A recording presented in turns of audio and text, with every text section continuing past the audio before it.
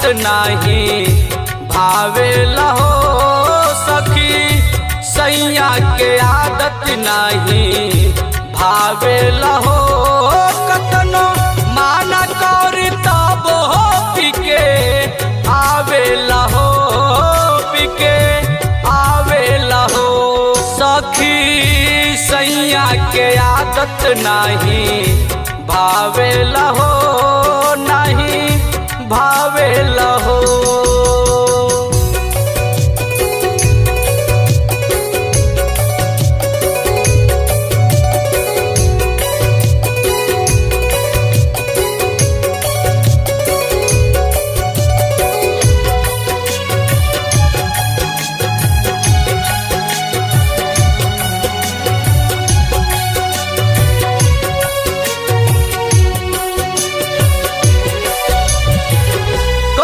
कतनो प्यार तब डांटे,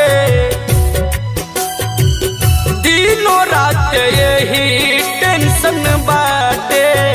ए सखी आखिर इनका के कैसे समझाई, हमरा तो कुछ समझ में नहीं आवत। करी कतनो प्यार तब डांटे, दिनों रात यही टेंशन बाटे।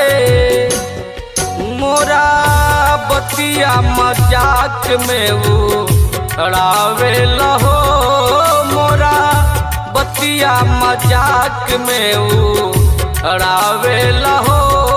कतनो माना करी तब हो पिके आवेला हो, पिके आवेला हो सखी, सैया के आदत नहीं भावेला हो, नहीं भावेला हो।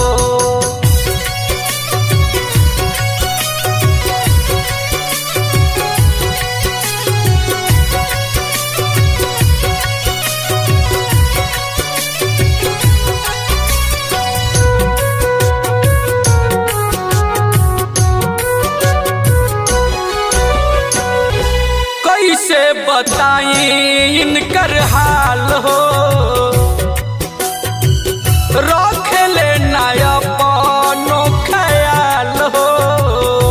इनका के कुछ नहीं खे बुझा, ये तो रात दिन पी पी के संतोष बबुआ के साथे पागल हो गए बड़े। कैसे बताई इनकर हाल हो, रखेले नया पानो ख्याल हो।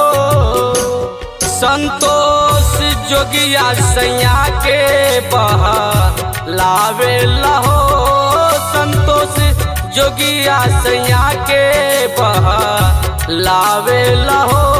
कतनो माना करी तब हो पिके आवेला हो, पिके आवेला हो सखी, सैया के आदत नहीं भावे